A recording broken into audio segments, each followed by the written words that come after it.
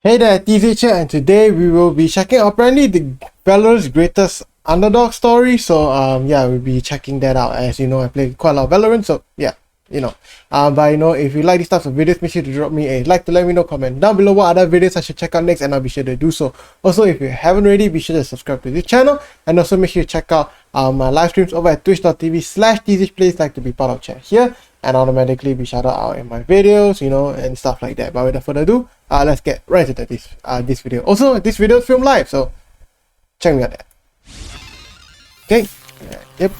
Let me tell you about the greatest underdog run in Valorant history. Counting the young player for NIP to try to make it happen, and it's not going to. Japan, take a bow and welcome to the playoff stage. Let me tell you about a team that came from nowhere to show the world they were worth taking seriously. Scary, isn't it scary? He still finds Marco, and it's found Buzz! Crow comes around and finds 12 for Zeta. We are now one round away from arguably the biggest upset run we have ever seen. Zeta Division didn't have a legacy going into Masters Reykjavik. They True. didn't have international respect or fans, and no one even really knew who they were. And the Yeah, the streaming, you see the Logitech stream cam, so you know. Zeta make it to the finals. But their miracle run put Japanese Valorant on the map. But compare the NA qualifiers to this, man. We got mother playing out of Starbucks. Look at these guys over here. True.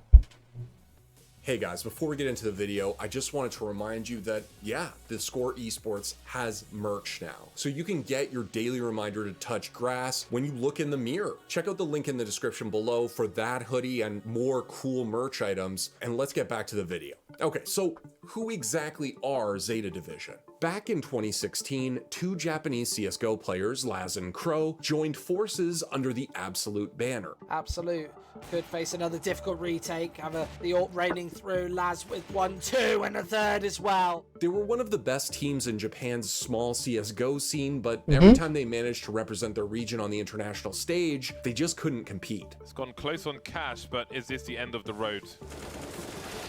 Oh, it very might well be. That was the aggression, that was the big risk, and sometimes the big risk is going to fall flat on his face.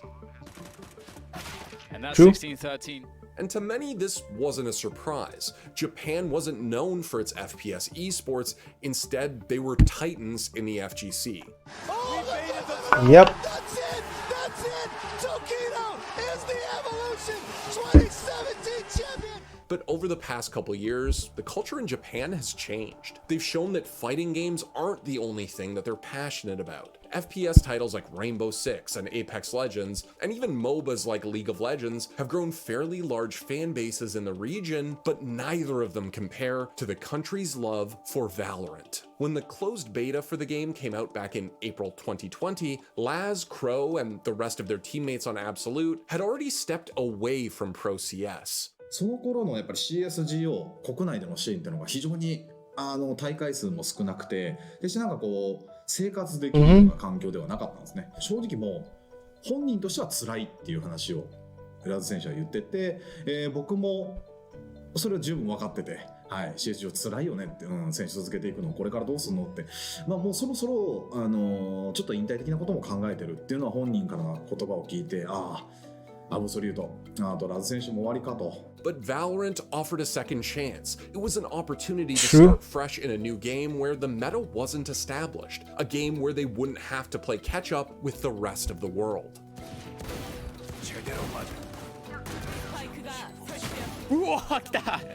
Absolute got back together and began competing in various events, signing with Japanese org Jupiter. And it was pretty clear that their foundation in TAC FPS gave them an edge. True. インセンディアリー前にね数字が倒していやインセンディアリーあるんですよインセンディアリー解除できない火の海3名とも倒される優勝はジュピターそのまま They took home many of the game's early events, and by the end of 2020, they were crowned champions of Valorant's first Riot-sanctioned event, First Strike. But their dominance didn't last. New challengers were on the rise. True.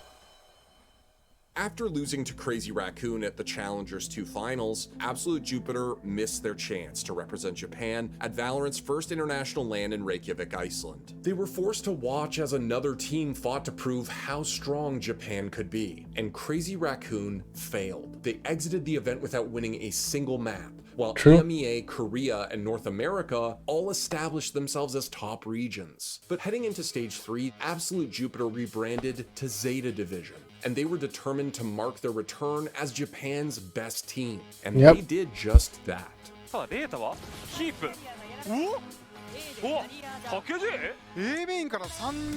Yeah, Laz is pretty good.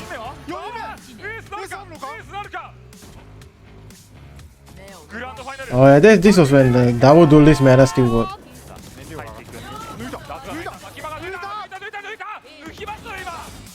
たくさん抜きました。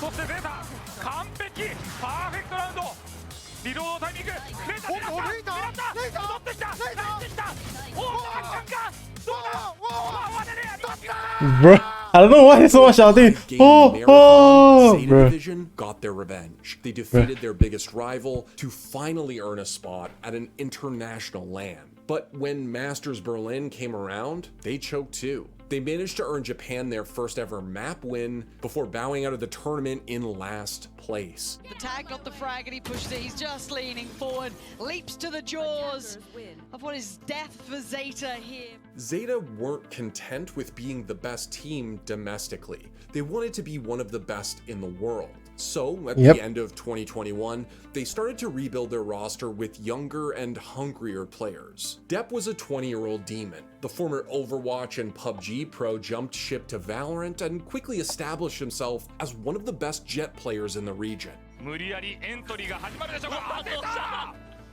He changed Rita with Jet, I think. Yeah, Rita.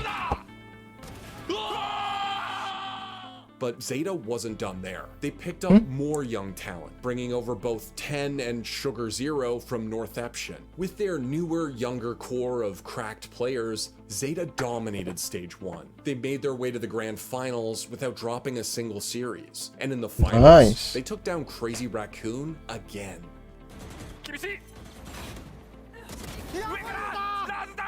This was the moment that Laz and Crow had been waiting for since they faltered in Berlin. They finally had their chance to show the world what this new roster was capable of. いや、僕自身が初めての世界大会だったので、一番はすごい楽しみなのと、自信はすごいあったんですけど、それが実際どこまで通用するのかっていうのが分かんなかったので、とりあえず一生目標にやってましたね。But although they entered the event hoping to pick up at least a single win, they managed to do so much more. Laz, it's such a dirty angle, and he's already gone. Nothing they can do to trade it. Yeah, they... But then Laz hits the second shot as well. Did they win again, Fnatic? I don't think so, right? Jets in that position, but this guy already Ace, holy shit. waiting for him to try and go for the plant. He's not connected. The initial shot of the blade sword comes out. He's gonna dash in, and he closes it like that. Fnatic are sent home, and Zeta Division get their first victory on LAN. Shane and Kalanzine have been so good together, and they get it down to a 2v2. Surely not like this. Crow with one big kill. Kalanzine, the young player for NIP, to try to make it happen, and it's not going to. For your team, for your region, Japan, take a bow and welcome to the playoff stage. Zeta took down Fnatic and NIP to become the first Japanese roster to ever make it to the playoffs at an international LAN. And for Laz, after spending the better part of a decade fighting to prove that he could compete with the rest of the world, this win meant everything. 今の気持ち聞かせてください。いやもうやばいです。もう今まで感じたことがないぐらい嬉しい。9対12かな。ランさんがいや絶対勝てるから絶対勝てるからっていうのを抜かれてたんですよ。入ってた。入ってた。はい、もう僕らずっと信じてて、でオーバータイムからもずっとみんなを信じてて、どうですか今の気持ち改めて。もうコメント出ないですね。Zeta already exceeded every expectation, but they weren't even close to being finished. Although G2 sent them down to the lower bracket, their miracle run in Iceland had only just begun. Depp's still alive, but he's got to have a lot more of that where that just came from. And Sugar Zero dives in the head on top. Oh, Sugar Zero, what a way to do it. And Depp still stands, has to hit the shot. And it's Soulcast on the other side, a man who's had an up and down performance. And now he's down. Depp puts him in the depths, and Zeta make it to 12. About to reveal all that anxiety, the terror that's in place. He finds one, he waits for the swing. Nothing comes. But they win against Team Liquid. This is sad, bro.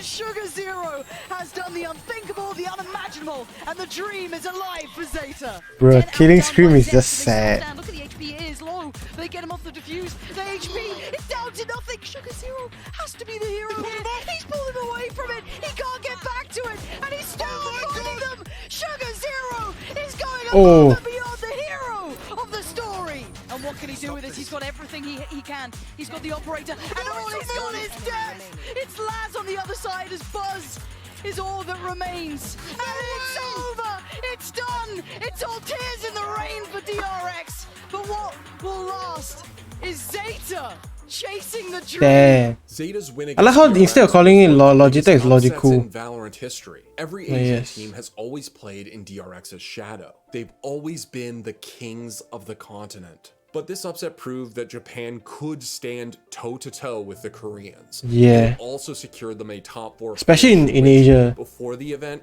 would have been more than unimaginable for these players. This set them up for a match against Paper Rex. Despite faltering on map 1, Zeta bounced back, beating PRX and keeping their dream alive. And the step on the corner, the unimaginable has happened. Zeta. Yeah, it was Paper Rex first, then after now him. Gaming were next, and despite a close loss to Loud the day before, they were far and away one of the best teams of the tournament. No shit, yeah, it's insane. And the bracket, and in the lower bracket finals, they tore through Zeta Division too. The answer back rattled through the shot. Definitely swinging through. It's all on Depp. One player left alone, and he cannot do it. Optic Gaming, 13-8. They close it out. Zeta fought hard, but Optic was just too much to overcome. I mean, yay with, you know, Chamber is insane. They went where no other Japanese team had ever gone before. Zeta made plenty of new international fans in Reykjavik, but their run was really for the people of Japan. Unfortunately, Champions didn't end as they hoped. They were placed in the group of death alongside Loud and Optic, and in the end, they fell just short of playoffs. Yeah, it's really hard though. That they didn't go as deep in Istanbul. The Valorant scene in Japan is booming, and a lot of that can be credited to these 5 players. Look, no shit. Compare the NA qualifiers to this, man. We got playing out of Starbucks. Look at these guys over here. Valorant's meteoric rise in Japan is unlike anything the country has ever seen before. Their TAC FPS esports were always overshadowed by their dominance in the FGC. With Zeta earning a spot in franchising and rumors of a potential international LAN in their country next year, this is only the beginning for Japanese Valorant. Thanks for watching. If you want more content like this, hit the sub button and ring the notification bell. Yeah, but yeah, what do you think? Man, I think it's always like pretty nice to see that a country is doing pretty well, and you know, they redeem their, I guess, their glory and stuff like that, and you know, they just, I guess, you know, they just did well. Yeah, and you know, really underdog story, but yeah, what do you personally think about it? You know, and you know, if you like these types of videos, hey, make sure to drop me a like to let me know they managed to compete with Optic. So you know, comment down below, you know, what other videos let me to check out next, and I'll be sure to do so. Also, if you haven't already, be sure to subscribe to this channel, and also make sure to check out my live streams, you know, if you want to be shouted out right here. And you know, if you want to see me, I guess react to like these videos like early, you know, make sure you check me out there. But you know, thank you all so much for watching and staying tuned to the end to see you in the next video.